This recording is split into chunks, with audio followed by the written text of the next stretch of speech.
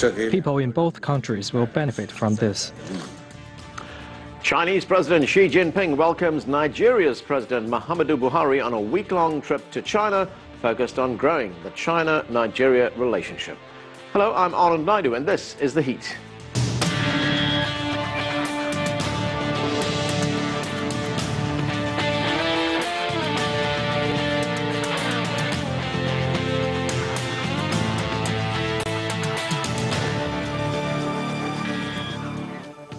China and Nigeria have long been friends since the establishment of their diplomatic ties in the 1970s. But now that relationship is more profitable for both sides. China and Nigeria's bilateral trade rose to more than $13 billion last year from around $2 billion a decade ago. Nigeria's president is in China this week discussing how to expand that relationship further. CCTV's Han Peng is here from Beijing with the latest. And Peng, what are the biggest deals that have come out of President Buhari's visit? Well, Anand, there are two most important deals signed during President Buhari's visit in China. First is China's $6 billion loan to Nigeria, and second is Nigeria's agreement to become the first African country to include Chinese yuan currency in its foreign reserves. This comes because Nigeria is facing shrinking US dollar reserves because of the plunging oil prices. The country is the biggest oil exporter in Africa. Besides, the two countries also signed deals on industrial activity, aviation, and infrastructure investment cooperation. By doing this, Nigeria hopes to reduce its heavy reliance on oil export for revenue and expand its development of industries into other areas. The opportunities for more bilateral cooperation, as President Buhari described, are virtually limitless. Peng, how does China view its relationship with Nigeria? Well, the Chinese Foreign Ministry spokesperson Lu Kang calls Nigeria an important strategic partner for China in Africa. Nigeria is ranked #1 on the continent, not just in terms of the size of its economy, which is now nearly twice the size of South Africa, but it is also the most populous nation and the biggest oil exporter in Africa. Since the two countries established their diplomatic relations 45 years ago, China and Nigeria have maintained frequent high-level exchanges. And now, as China is expanding its presence in Africa, many believe that maintaining close relations with Nigeria is becoming increasingly crucial for Beijing. And how will this economic relationship between China and Nigeria boost the African continent as a whole? Nigeria's leading role in Africa makes its cooperation with China an example for many other countries in Africa. As President Buhari said, despite being the largest economy in Africa, Nigeria is still badly in need of many projects China has the capacity to undertake. These include connecting the much-needed roads and railways, not just inside Nigeria, but also with its neighboring countries in Africa. Besides, like many other African countries, Nigeria now earns foreign reserves mostly from the exportation of resources and then spend this money heavily on imports of food, a model Africa is struggling to get rid of.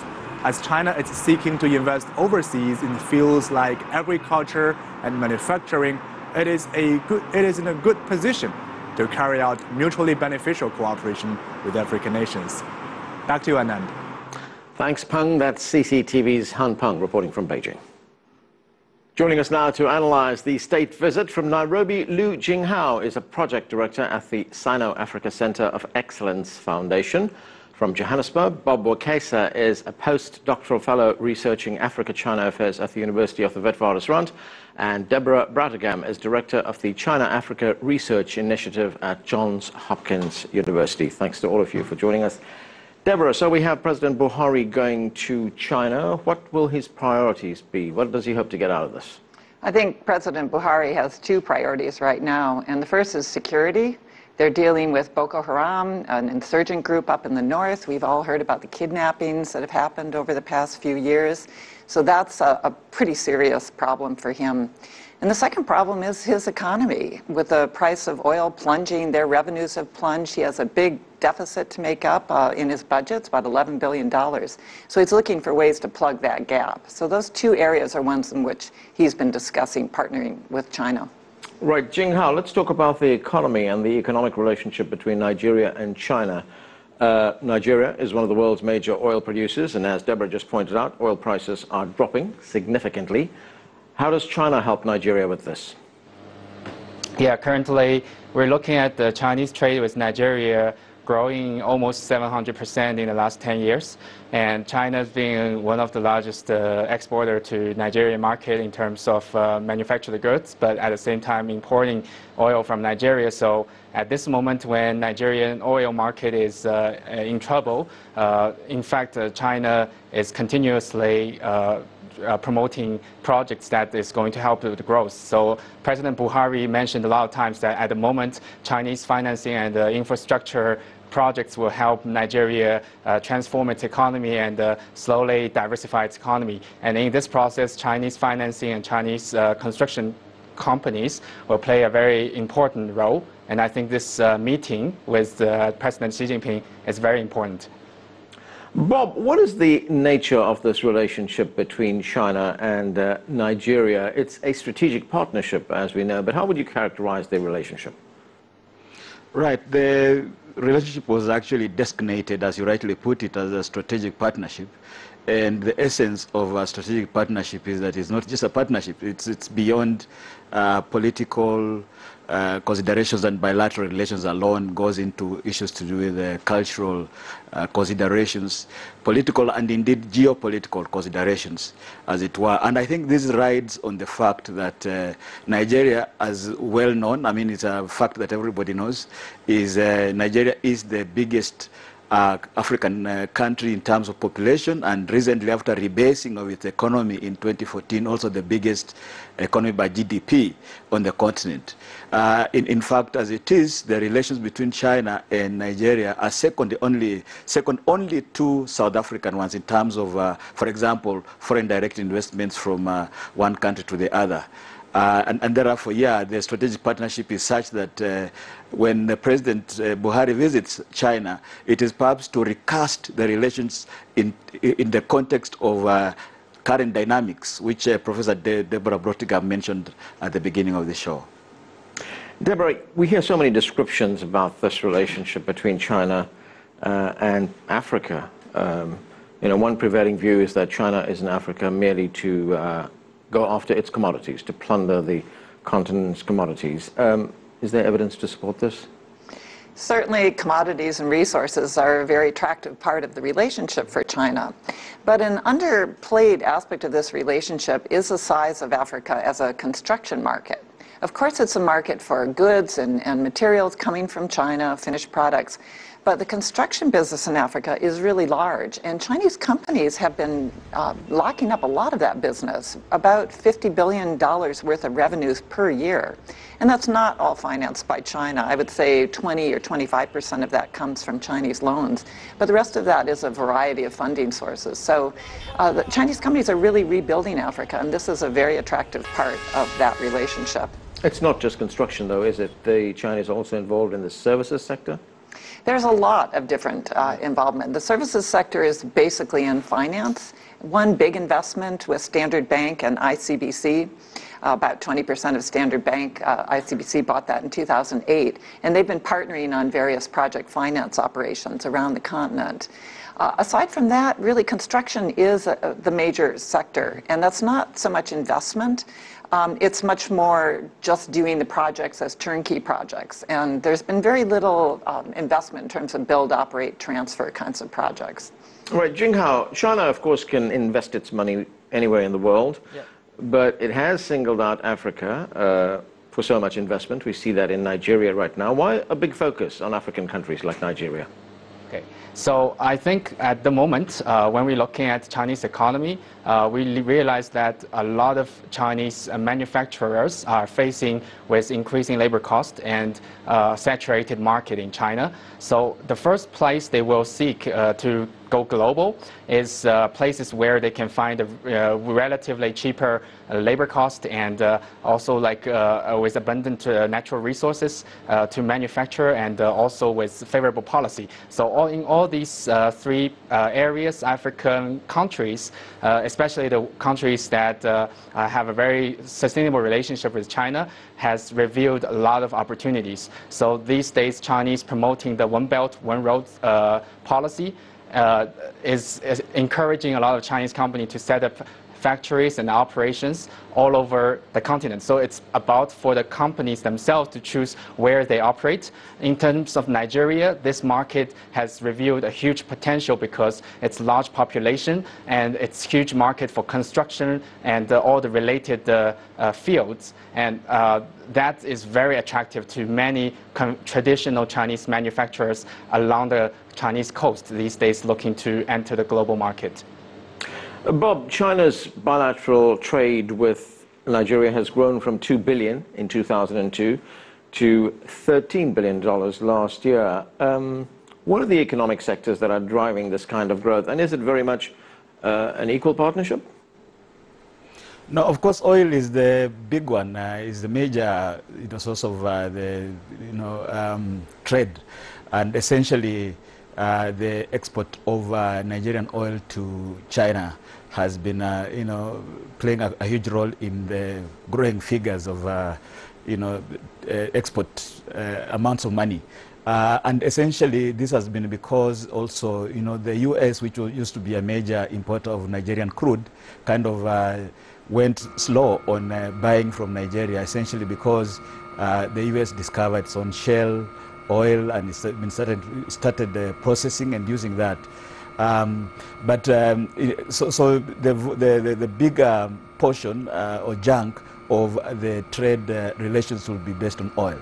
But also equally big is the importation of manufactured goods from China to Nigeria, and this is not just by Nigerian entrepreneurs or Nigerian manufacturers. It's also a huge number of Nigerian entrepreneurs who go all the way to various parts of China, particularly Guangzhou and Yiwu, to procure products as wide-ranging as clothes and shoes, to light machinery, to farm implements and equipment and so forth, and then take them into the Nigerian market. It has been commented on over and over that the deficit is in the disfavor of Nigeria and in the favor of China in terms of the trade deficits. And therefore, that's the position, perhaps one of the issues that will be on the table for discussion. Deborah, you've written a lot about this relationship between China and Africa. You've written about some of the myths that exist about China in Africa. What are some of those myths and how do they come about? Well, my most recent book looks at the land grab myth, and that I think the conventional wisdom is that the Chinese have acquired large amounts of land in Africa, and this is being led by the Chinese government, and the purpose is to grow food to send back to China, and they're sending Chinese farmers to do that. So I have a new book out in which I spent 3 years looking into this with a lot of field work, a team of people. And we found that there's actually very little land that's been acquired for agriculture, and the Chinese government is not leading it. In fact, companies that are interested in investing in agriculture complain all the time that they're not getting support from the Chinese government. And the purpose of the investments that are happening is about commodities. So it's about cotton, it's about rubber, it's about sisal, it's even about raw sugar, and that's being sent to Europe. And Chinese farmers are not coming over to grow these commodities either. So I think that these kinds of myths tend to circulate. They get stated, and then people circulate them without really checking for the evidence. Okay, we are going to have to take a break right now. Coming up, economic prosperity isn't the only goal of the state visit. Next, we look at the challenge these countries face, the rise of extremism. Stay with us, you're watching The Heat.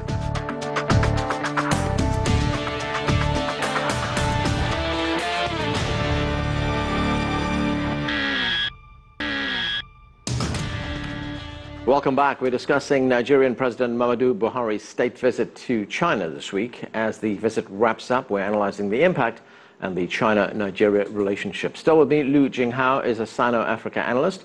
Bob Wekesa is an expert in China-Africa relations, and Deborah Brattigam is a professor at Johns Hopkins University. Jing Hao, the Nigerian economy, as we've been hearing, is largely dependent on oil, but President Buhari has said that he's very keen to diversify his economy into manufacturing, into textiles. How does China fit into President Buhari's plans? Great. Actually, 3 weeks ago, I was in Lagos, and I talked to a number of Chinese businesses over there. I think at the moment, Chinese companies looking to manufacturing business in Nigeria are very excited, especially towards the area that they can source locally, because a lot of construction contracts are going on the place. The interior tiles and all the construction materials, they had to source locally. So I actually see a lot of Chinese companies stepping in and say how I can utilize the local stones and the rocks to turn into the building materials, serving the Chinese and non-Chinese manufacturing companies. And at the same time, other sectors are looking at how to turn grains into food and processing food and so on. So all these activities are going on as long as they feel they don't need to import from the foreign market. And I think if the oil price restores to the normal level, more and more Chinese companies will come, because these infrastructure projects will just reduce their operational costing to a level that this market will be more and more attractive. So I think at the moment, this is at a very promising stage between China and the Nigeria relationship. Deborah, diversification, how does that happen in the context of this relationship? And of course, we should also remember that there is a trade imbalance between China and Nigeria, very much in China's favor. President Buhari has said he's concerned about that.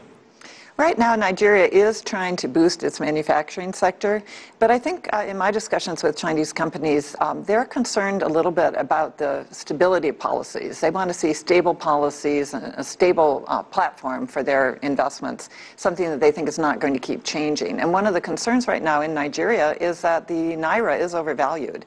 And so if Chinese companies are going to be making investments and then the Naira will be devalued, they're going to have to compete with cheaper imports. So that's a concern. On the other hand, there are 2 industrial zones that have been built by Chinese companies in Nigeria, and other Chinese companies have located in other industrial zones, for example, in Port Harcourt. And so there is a lot of interest, and more Chinese companies, after the Chinese government announced in December last year that they were really going to start putting more emphasis on Chinese companies manufacturing in Africa. They were going to support this with a $10 billion fund. You're going to see more and more companies trying to take advantage of that. And Nigeria has a very big market, so import substitution kinds of activities are likely to be happening. Until the Naira is devalued, you're not going to see a lot of exports coming out of Nigeria from Chinese firms. Bob, there are also concerns in Nigeria, well, demographic concerns, employment concerns. In an interview with the Chinese news agency Xinhua, President Buhari said that 62% of the Nigerian population is under the age of 35, and the jobless rate among this group is very, very high, and he sees the best way to tackle unemployment is to develop the agriculture and mining sectors. How does China fit into that plan? I think China has already been involved in the Nigerian agricultural sector to some extent, and of course, Professor Brattigam here is also an authority in matters China-Africa agriculture and should perhaps have a more sophisticated response. But to the best of my knowledge, some of the initiatives have been the setting up of agricultural training centers by China, certain provinces, certain institutions from China setting up training centers to up the skills of Nigerians so that they can engage in agriculture in a more productive way rather than it being subsistence agriculture, and therefore create jobs. In addition to that, there have been projects under the South-South Cooperation Framework, which have brought on board UN agencies such as Food Agriculture Organizations, FAO, which have helped out with agriculture. But however, my own perspective is that even as Nigeria looks to improve its agriculture, to not only feed its people, but provide employment, industrialization for me remains perhaps one of the major pathways towards creation of jobs. And as was announced in December here in Johannesburg, China looks to transfer some of its overcapacity industries, factories, manufacturing units from China onto the African continent. And countries such as Nigeria are primarily located, well-placed, perhaps to take on some of the industries that will be leaving China under the new model, so that then they can up the industrial and manufacturing capacity, and as they do that, employ a little more Nigerians. And as mentioned earlier, there are already two special economic zones, one in Ogun and another one in Lagos, the Lekki special economic zones.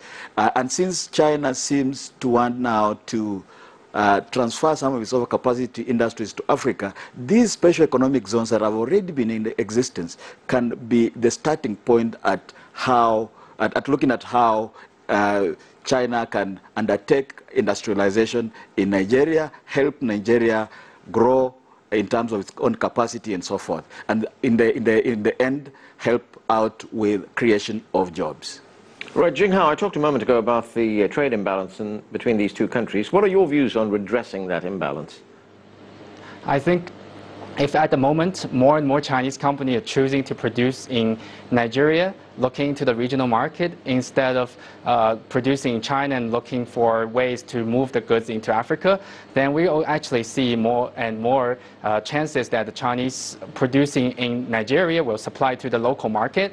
And to a certain extent, this will lower the amount of exports that go into this country, because we do know that the export coming from China is losing its competitiveness in the long run. So I think what Buhari would propose to President Xi Jinping is to try to move more of these opportunities and unlock these manufacturing companies and remove the barriers for them to enter Nigeria. At the same time, I would agree that special economic zones such as the Ogun one would allow the Chinese company to set up firms in a much more comfortable way and removing a lot of barriers for entering. These efforts will together allow the Nigeria to self-sustain locally instead of importing from China, and at the same time this will lower the current trade imbalance level. Deborah, I want to go back to something you mentioned right at the beginning of the program. One of the big priorities for President Buhari during this visit, security. How do you see cooperation on, say, combating terrorism unfold between these two countries? What kinds of ways can they cooperate with each other? I think the Chinese have been very reluctant to get directly involved in military operations. There's been a slow increase in Africa and other parts of the world in UN peacekeeping. And recently we saw in South Sudan the Chinese actually sent armed peacekeepers for the first time to Africa. But they're not going to be doing any bilateral, no special forces from China, nothing like that. So the relationship will probably be along the lines of the relationship we see with many other African countries, which is a supplier of arms. And so the Nigerian government needs to increase the high-quality equipment that the army has in order to better fight Boko Haram, because surprisingly, Boko Haram seems to be outgunning the Nigerian army. And so it's partly a matter of management on the Nigerian side, but it's also partly a matter of equipment. And so Chinese companies, Poly Group, Norinco, they're very interested in the Nigerian market as well as other markets in Africa. This will not come as grants. The Nigerians will have to pay for this equipment, and it may not even be on a concessional basis. So it's basically, it's a good market for China, and Nigeria needs these equipments. And Jinghao, looking further at the strategic political relationship between these two countries, are we likely to see countries like Nigeria and China cooperate or coordinate more their positions on international issues at forums like the United Nations? Absolutely. As long as Nigerian government wants to take the issue into the regional peace maintenance and into playing an important role as an entrance into West Africa, Chinese government will be very willing to listen because the relationship to them is actually not going to be monolateral. The Chinese government will be very willing to cooperate with Nigerian government, but the government from the African side needs to prepare to propose a very strict, very clear line in how this will be executed. Somehow it can also be involved international organizations and regional multilateral organizations. At the moment, Chinese government would be very willing to listen to what African governments say in terms of how to help these African countries to play an important role in their respective regions. Bob, what's your thoughts on this issue? What is the potential for more cooperation on foreign policy issues? No, I think China and Africa are nearly, sometimes we say, natural, solidarity friends in the global geopolitics, in the sense that they are both developing countries. Let's not forget that China is still a developing country, even if it is a superpower in some respects. And therefore, the South-South perspective of cooperation in the international system still has great potential.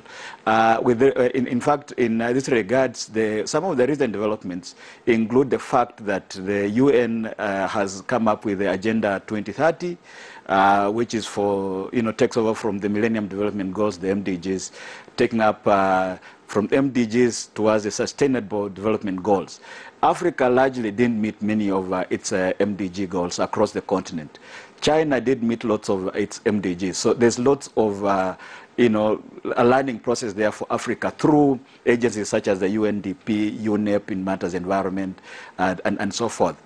At a very grand level, which is a supranatural level, Africa has always been clamoring for a UN Security Council seat. The argument being that Africa constitutes about 20% of the entire UN membership, and yet it doesn't have a United Nations Security Council veto power seat.